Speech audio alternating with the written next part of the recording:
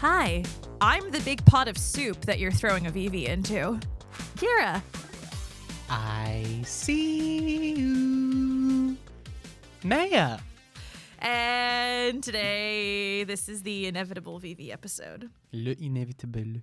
This is the episode where we are holding hands and bowing our heads and commiserating about the scourge of the format Scourge, goodness. that is Vivi or Nitier. Well, look, I think from the moment Vivi or Nitier was spoiled, there was this idea of, that ability is way too good, period. Not even way too good for standard, not even way too good for modern, not even way too good for pioneer, like way too good, period, exclamation point. Because I don't know about you, Maya, but free mana generation on a creature is good. Yeah, what if they printed both Grape Shot and Desperate Ritual on a creature? And the reason as well that I feel like it was so inevitable that Vivi was going to become this very good, very playable card is because there are so many 1-mana instants and sorceries in Magic, period, exclamation point. Like not even just in standard, in modern, in whatever. In Magic, there are a lot of 1-mana instants and sorceries. We can probably even find out the exact number. The only thing that I've noticed that's difficult on Scryfall sometimes is it will include like alchemy cards, and I don't know the exact syntax to get rid of alchemy cards. But even in standard alone, like even if we just narrowed it down to instants and sorceries that are 1-mana in standard, and if we wanted to even further like dilute that and say instants and sorceries that are 1-mana that are blue or red, there's a lot. There are 759 1-mana instants.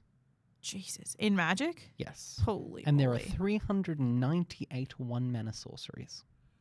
So over 1,000. Yes. Well over 1,000, and there will only ever be more. They're not really going to stop printing 1-mana instants and sorceries. Provably so.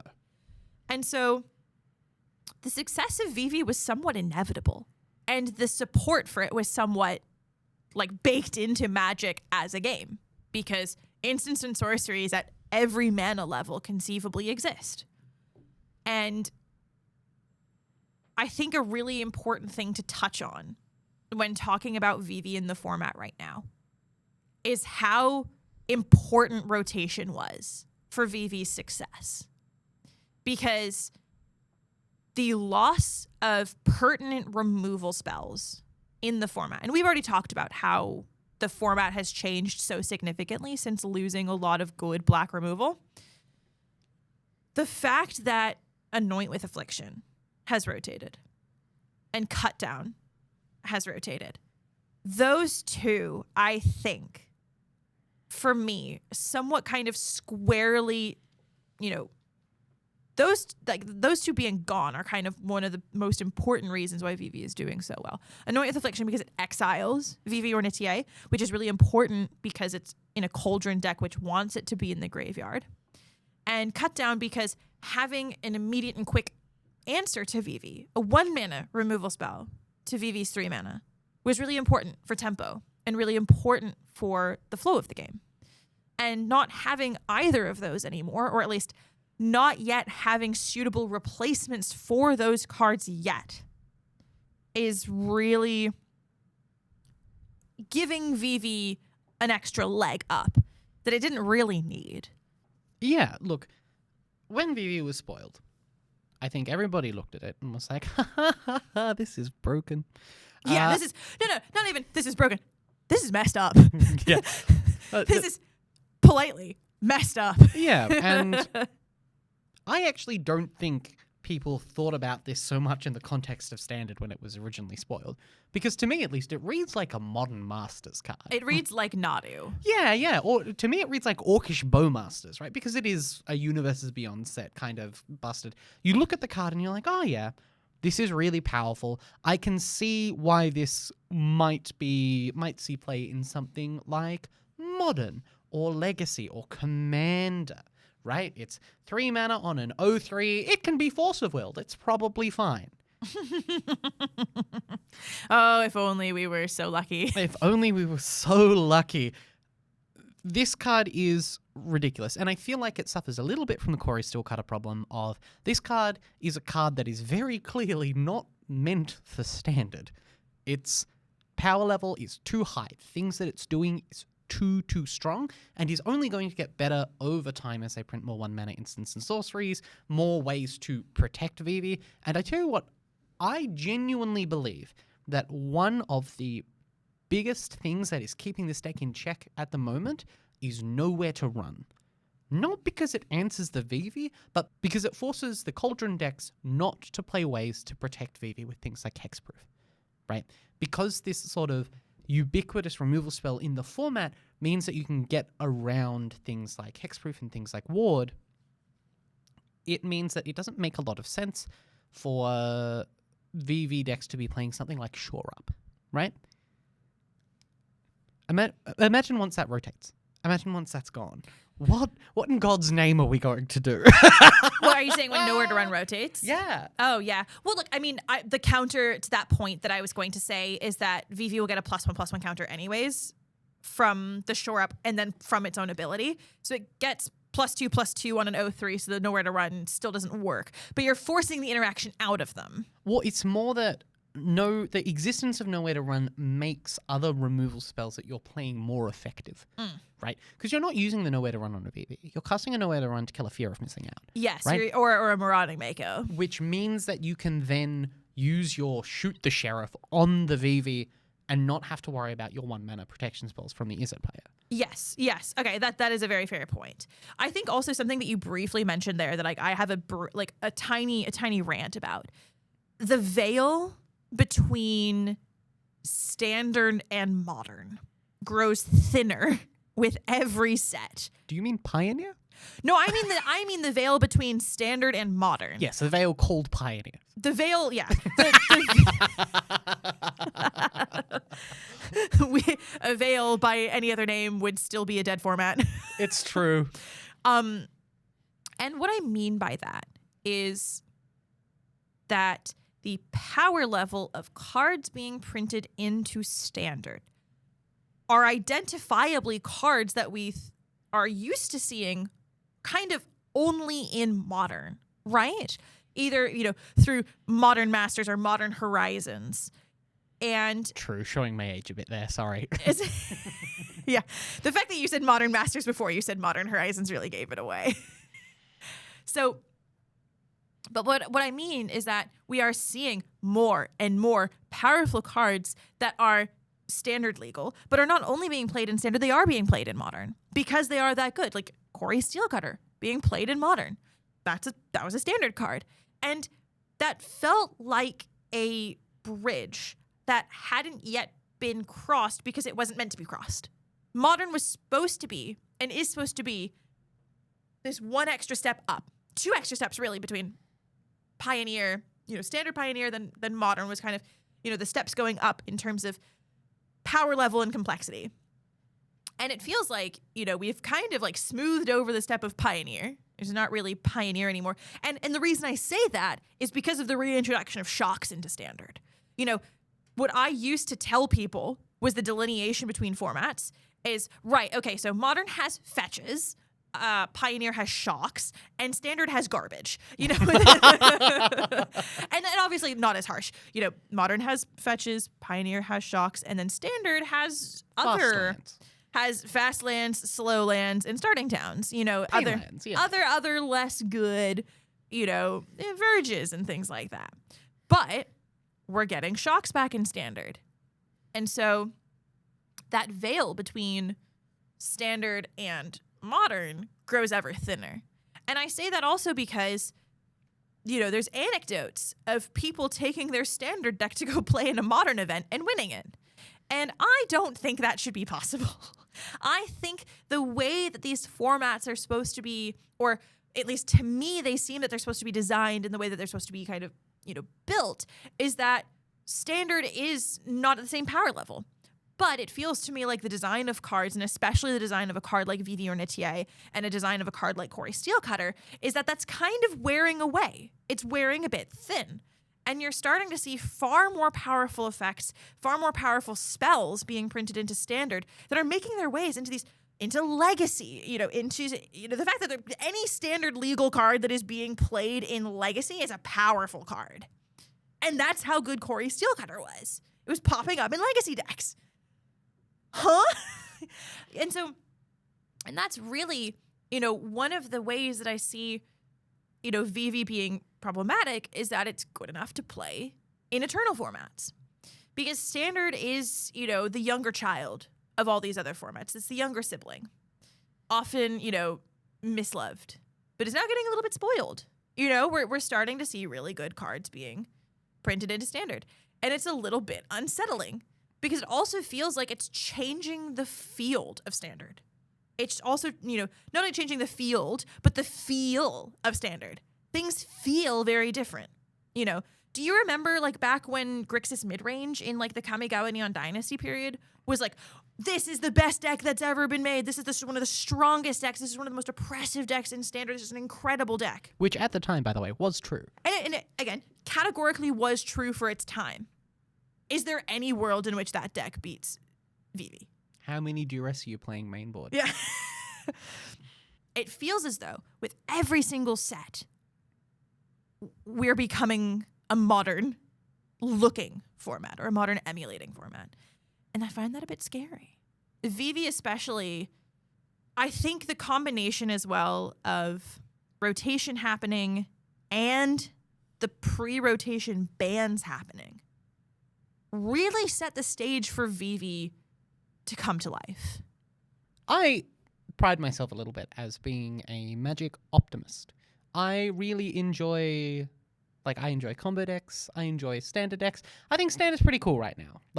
It's just generally pretty sick. And when when Corey Steelcutter came out, I was slow to hop on this card's a really big problem bandwagon, right? I was like, look, this card is obviously good, but we have a competitive season coming up, and people will iterate and find ways to beat it. And to be said, Izzet Steelcutter did do a fair share of winning, but it did also do a fair share of losing. The Melbourne RC was won by Demir midrange of all things. I was actually going to say the fact that Izzet Cutter did not win RC9 was a real euphoria rush for me, and the fact as well that the finals was Rakdos midrange versus Demir midrange.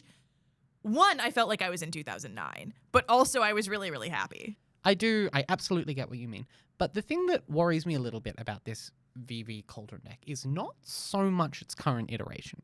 Don't get me wrong, I've played a lot of the deck. The deck is very strong, it's very versatile, has a lot of good gameplay patterns, and it is a little bit oppressing the meta. We just had our episode on it as well. Yeah. We kind of exist in this rock, paper, scissors world at the moment, where Izzet Cauldron is beating Demir. Demir is beating all the things that are designed to beat Izzet Cauldron, and the things that are designed to beat Izzet Cauldron are beating Izzet Cauldron, right? You're in this sort of, weird triangle of a format. Weird Illuminati Standard triangle. Exactly. But we are theoretically in the part of Standard for the next 12 months that is going to be the weakest, right? We have the smallest card pool currently. And with a deck that is so well positioned to leverage synergy, a wider card pool is only going to make the deck stronger, even if it does make the things around it stronger. So I think we are likely to see Vivi Cauldron kind of expand in its dominance. And that's the bit that worries me. In its current iteration, I personally am not currently on the ban Vivi bandwagon. I think there are things that we can do to make it much more compatible. But if Spider-Man comes out and there's no way to deal with it, and then if Avatar comes out and it gets better, then we're having a very different conversation, because this deck feels like a deck at the same level of strength that the decks in the Steelcutter era were. And that's a problem. The thing for me, and you touched on this really briefly, right, is the idea of banning Vivi. Our next Standard bans are not scheduled until the end of November.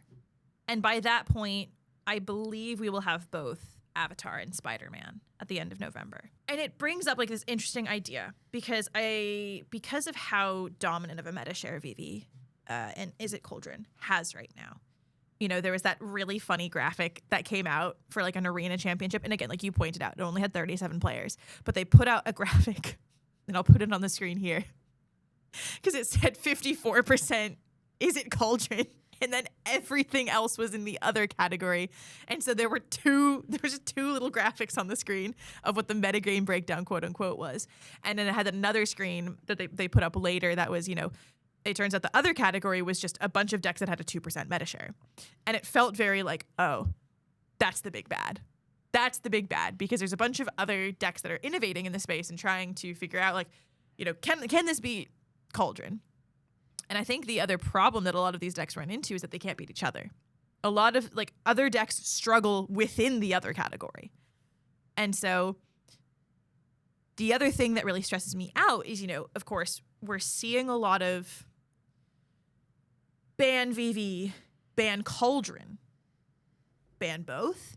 And it really, really makes me nervous because I, like personally, I don't want to ban the Universes Within card because up until Vivi and until both the pre-rotation bans and rotation, Cauldron wasn't the best deck. There was like an iteration of in the Insidious Roots Cauldron deck that had Tyvar and also incidentally played Vivi with the express purpose of putting it in the bin.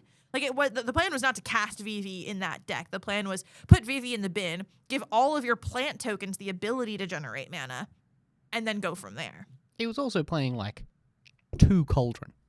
Yeah, and so up until that point, and ever since we've seen Cauldron, it hasn't been that good. It's been fine, you know, variably between tier 4 and tier 2. Cauldron, to my understanding, has never been tier 1 prior to Vivi.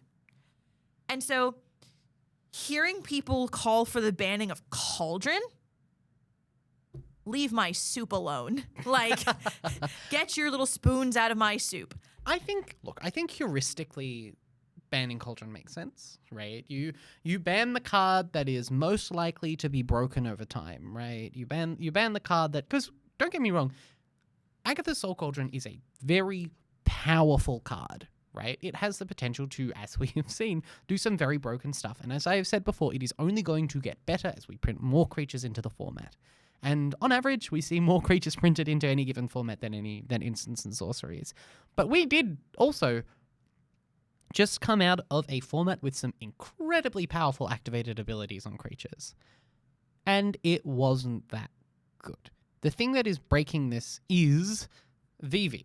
And the reason why I think if we were to ban one of the two, we ban Vivi is, and yes, there is like Universes Within versus Universes Beyond connotations. There is the fact that one of these cards is $80 a pop. The actual reason why you ban Vivi over Agatha's Soul Cauldron is because Vivi is the more powerful, the more breakable card, right? It is, and I actually don't think it's terribly close. I initially, you know, content creators love putting little polls out. Oh, They love putting little polls out on Twitter going, what should be banned? And it's, you know, the options are Cauldron, Vivi, or both. And initially, I was in the camp of the only acceptable answer is Vivi and Vivi only. I am now comfortably kind of like, fine, I will accept banning Cauldron as long as Vivi is also banned. And I think, you know, we're recording this in August. I think this is far too early to be making any kind of rash, like, ban predictions, quote unquote, for November, for the end of November of all things. And like we were saying when we had Corey Steelcutter, we are going into a standard competitive season, which means that if ever there is a time where things are going to show themselves that are well positioned to beat the Vivi deck, it is over the next month or two. And especially because we have Spider-Man and Avatar releases coming up. Similar to when Final Fantasy was on the horizon and people were already sick and tired of Corey Steelcutter from Tarkir Dragonstorm, I was sitting in the camp of, We don't even have Final Fantasy yet. There could be something coming that is going to really put this in check, and there could be something else that's coming that's about to break it. Little did I know, there was actually a tiny little black mage standing behind me with like a Glock pointed to the back of my head. Like, yeah, there surely was something coming in Final Fantasy. That's true. And so I'm still kind of like in this position of, one, it is far too early to make any sort of ban predictions for November. 2, we're at the start of a competitive season. There is a lot of innovating to be done. There is a lot to be happening over the next couple of months before, this is the competitive season for, these are RCQs for RC11, which will be happening in 2026. And 3, we still have 2 more set releases to get to before bans in November. We still have Spider-Man and Avatar. We don't know what's coming. We've already seen, can you believe it? We're already getting Avatar spoilers. So we've seen like Lessons are coming, and we know Strixhaven is coming back in 2026, and so it's not surprising to see Lessons, but I'm actually surprised to see Lessons outside of a Strixhaven set. We know that Lessons are coming in Avatar: The Last Airbender. We don't know really what's going to be happening in Spider-Man. We've frankly been getting more Avatar spoilers than Spider-Man spoilers, which Isn't seems... most of Spider-Man already spoiled? I'll be honest with you, Maya. If it has been, I have not been paying attention. We can check this. But Vivi is a lot. And Vivi was always going to be a lot. Vivi is impacting the format. I don't think it's warping the format in the same way that Corey Steelcutter was. I don't think it's having that same level of format reality bending as Corey Steelcutter. But it is still negatively impacting the format in the way that it shows up in tournaments. I was checking, MTG. We've only seen 89 cards. Yeah, we are nowhere near spoiled. Yeah. It's not as format warping as Corey Steelcutter. But I was checking on, MTG top 8. Overwhelming representation of Izzet Cauldron in every standard event. It is getting to the level of, all right, I need something else to beat this. And to be fair, that arena championship that was published that only had, Meta Breakdown had 2 archetypes, and it was Cauldron and other. Dimir Midrange ended up winning that event. But then the other events that happened that weekend, either on Moto or whatever, Cauldron won those. And so it feels very like, oh my goodness, Vivi. Can I confess something? Yeah. I'm circling back a little bit to the do you ban Vivi, do you ban Cauldron, do you ban either conversation that we were just having. My worry is that if you ban Cauldron, the Vivi Cauldron players will find the Vivi deck that is better than Vivi Cauldron. Because I kind of think it exists. And I don't know exactly what it looks like, but that scares me. There is no reason to innovate when the best version of this deck currently exists. This is currently the best version of Vivi Cauldron. Ooh, it is definitely the best version of Vivi Cauldron. That's what I'm saying. It's like, this is currently the best version of Vivi Cauldron. And so there's no need to go look for another Vivi deck, right? There's no need to go find something else that breaks Vivi, because the best Vivi breaking thing is already here in front of us. But to your point, ban the thing that makes Vivi broken. There is a chance. There is, similar to how Molten Duplication from Big Score wasn't played that much up until recently. I feel like, again, with rotation, people are narrow card pool, fewest cards in the format in a long time. People are looking for new things. Molten Duplication wasn't being played that much up until recently. Now it's being played a ton.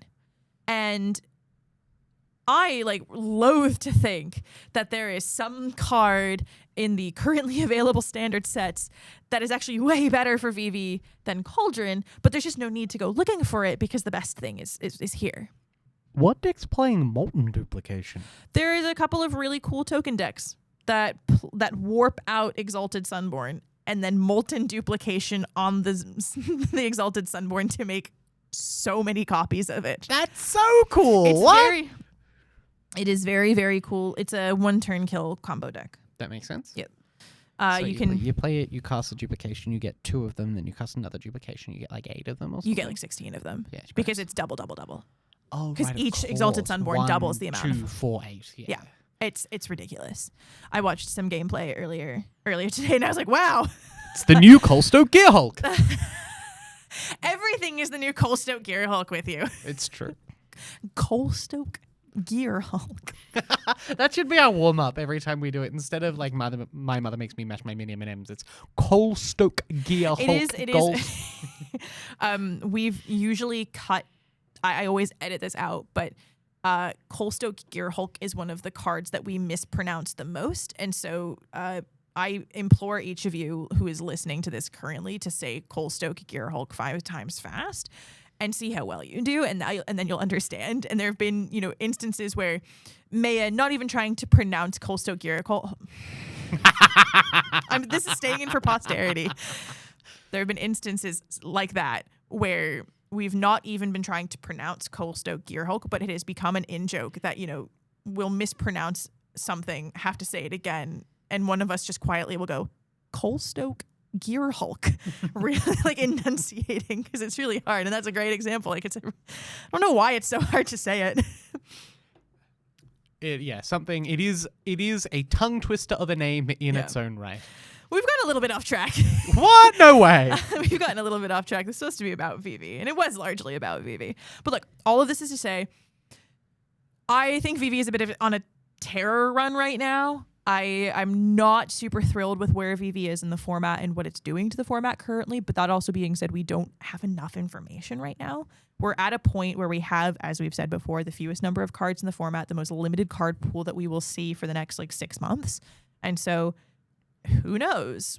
How is this going to change? What's going to change? What bans could possibly even be coming in November after we've had 2 more sets added to Standard? And the fact that the sets that are coming are both Universes Beyond sets is going to be really interesting. What are those cards going to do to the format? Who knows? Let's find out. Yep, we're not going to have much of a choice.